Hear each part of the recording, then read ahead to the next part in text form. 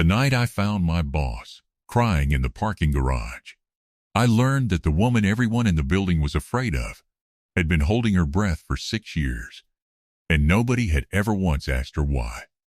I should have walked past. Anyone who has ever worked under Diana Vance would tell you that.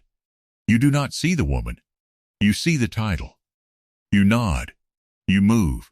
You survive the meeting. You do not stop.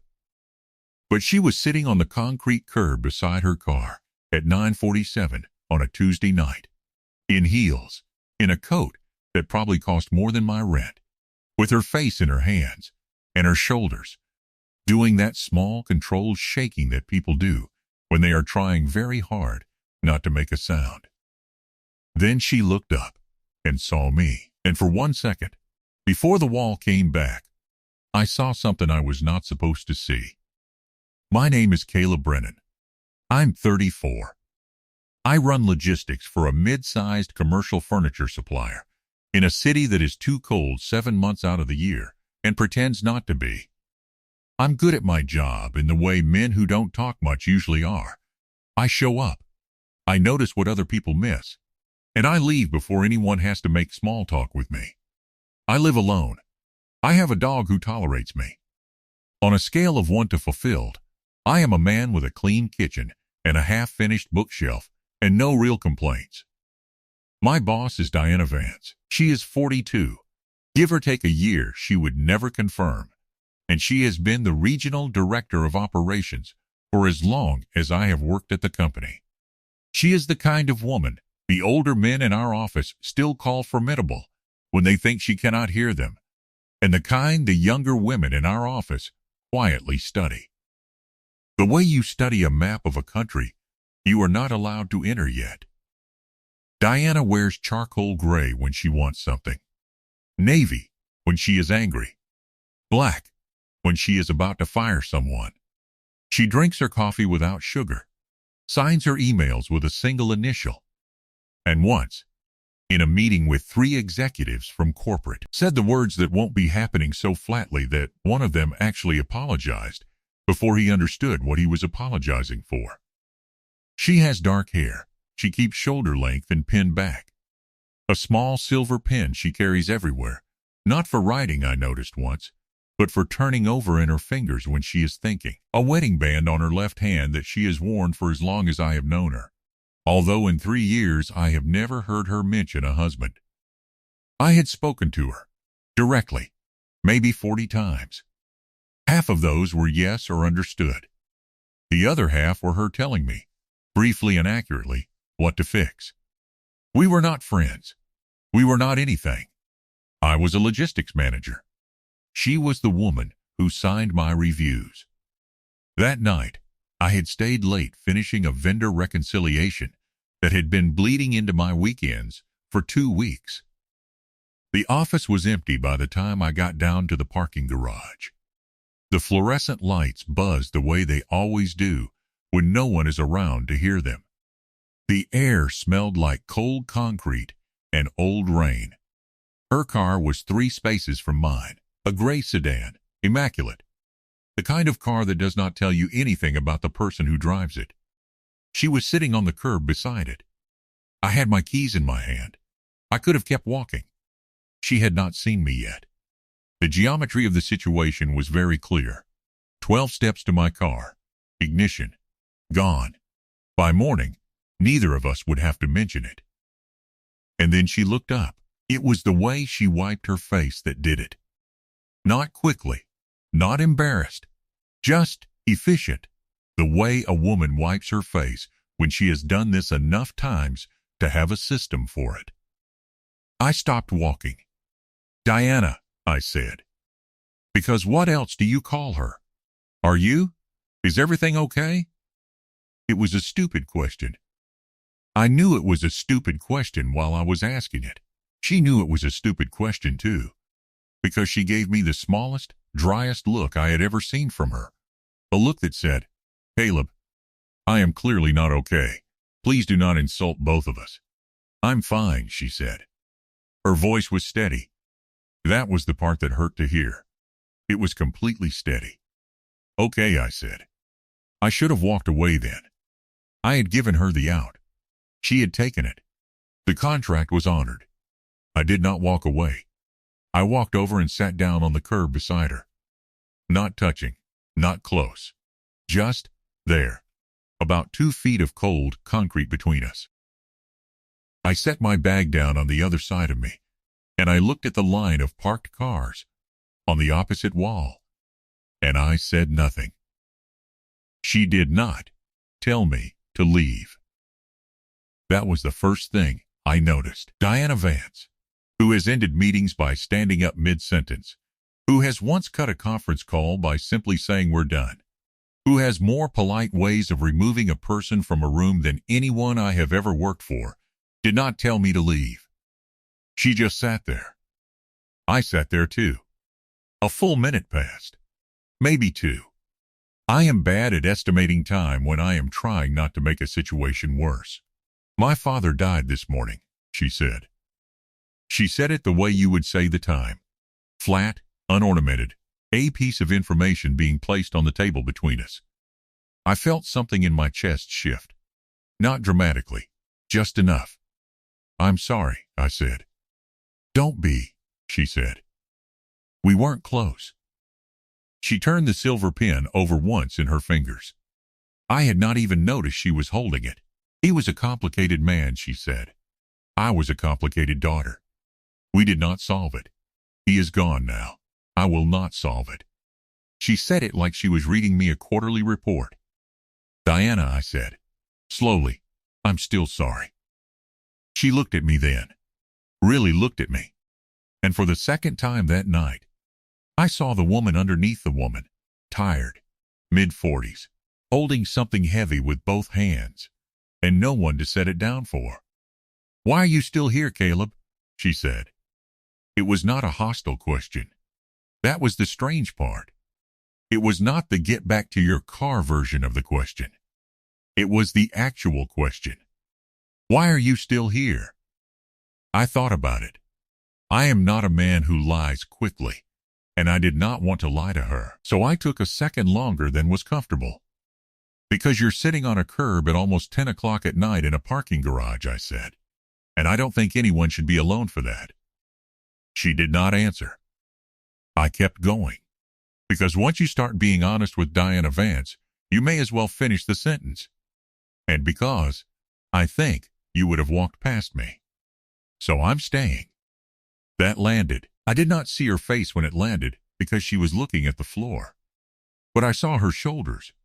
They did not move for a long time. Then they dropped, just slightly, the way a woman's shoulders drop when she stops holding a position she has been holding for longer than she meant to. My husband left in March, she said. I did not move. He didn't leave in the way people think, she said. There wasn't another woman.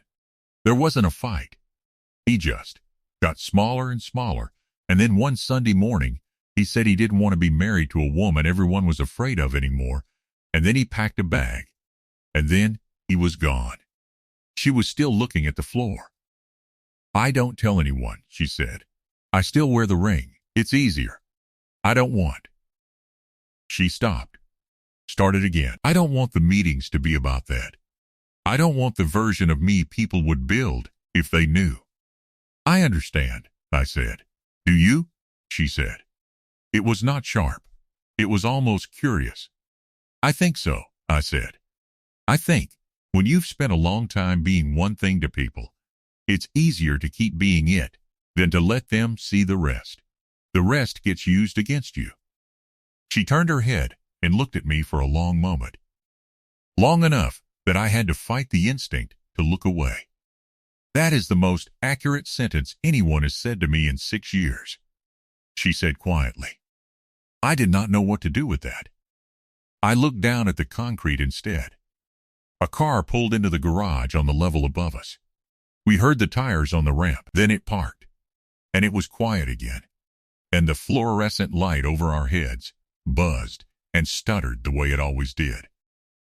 My father, she said, told me when I was 19 that I was going to be alone my whole life because I had a face like a closed door. I did not say anything. I did not trust my voice. He was not wrong, she said. But he said it like it was a fact about me, not a thing he had taught me to do. She turned the silver pin over in her fingers again. I have been a closed door for so long, Caleb. I do not know how to be anything else. And today the man who built the door, she stopped. Her voice did not break. It just stopped. Died, she finished, softly, before I could ask him if he ever wanted to know what was on the other side of it. I did something then that I have replayed many times since. I did not touch her. I did not move toward her. I just turned my head, and I looked at her. Directly the way you look at someone when you want them to know you are seeing them and not the version of them they have built. And I said, "You don't have a face like a closed door, Diana. You have a face like a woman who has been carrying everyone else's weather for a very long time and forgotten that hers counts too." She did not cry. I want to be clear about that. Diana Vance did not cry in front of me. She had finished crying before I arrived. But she did, after a long moment, reach up and press the heel of her hand against the bridge of her nose. Hard. The way people do when they are trying to keep something inside their chest from getting any closer to the surface. "You should not say things like that to your boss," she said. Her voice was rough in a way it had not been all night. "You stopped being my boss about 15 minutes ago," I said. She let out a sound that was almost a laugh. Almost. It came out wrong. The way her laughs probably came out a lot, when no one was paying attention. "Caleb."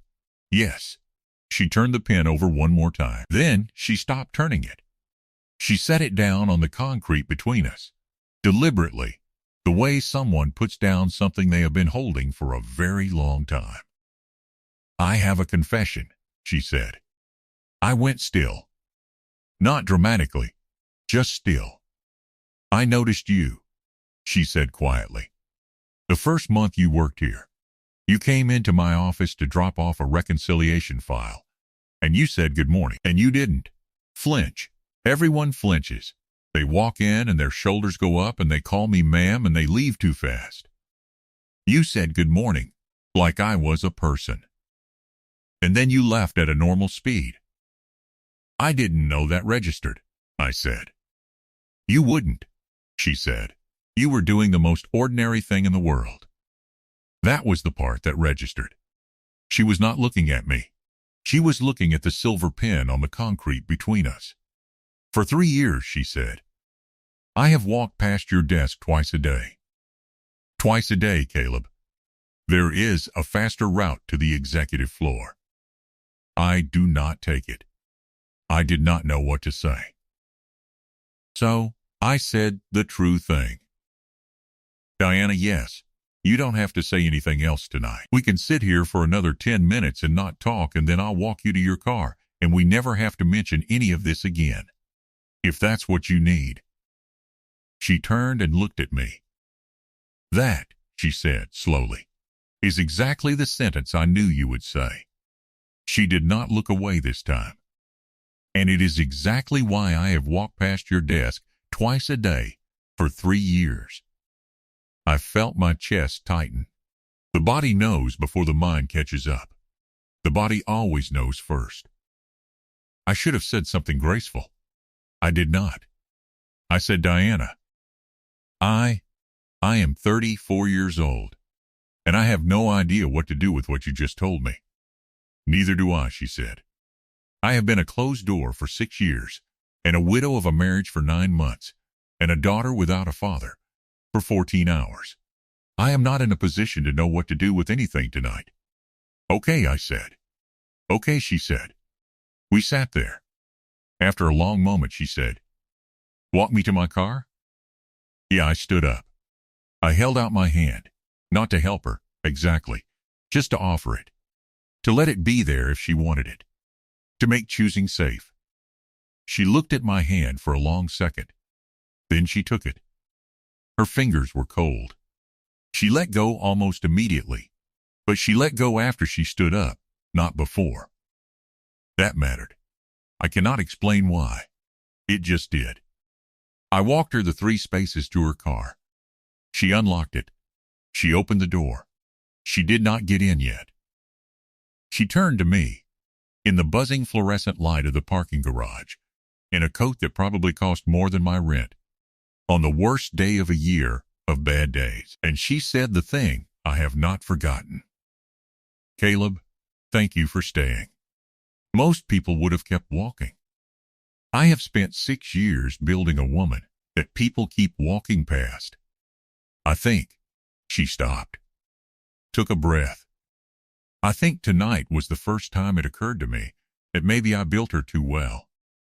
"You didn't build her too well," I said. "You just built her alone." She looked at me for a long moment. Then she got into her car. She closed the door. She started the engine. She rolled down the window before she pulled away. "Caleb," she said, "I'll see you on Monday." "Monday," I said. She drove out of the garage. I stood there until the sound of her engine faded up the ramp and out into the street. Then I walked to my car. I sat in the driver's seat for a long time without turning the key. My dog was waiting at home. The bookshelf was still half finished. Nothing in my life had changed, except everything had. 3 months later, Diana Vance came to my desk on a Tuesday at lunchtime and asked me, in the same flat voice she used for vendor reconciliations, if I would like to get a coffee with her. Not a meeting, just a coffee. She said the word just twice, which told me she was nervous, which told me everything. I said yes too fast. I heard it after I said it. So did she. She smiled, really smiled, the kind of smile I had not known her face could make, and said, "Good." I was going to be very inefficient about asking again. A year after that, she stopped wearing the ring.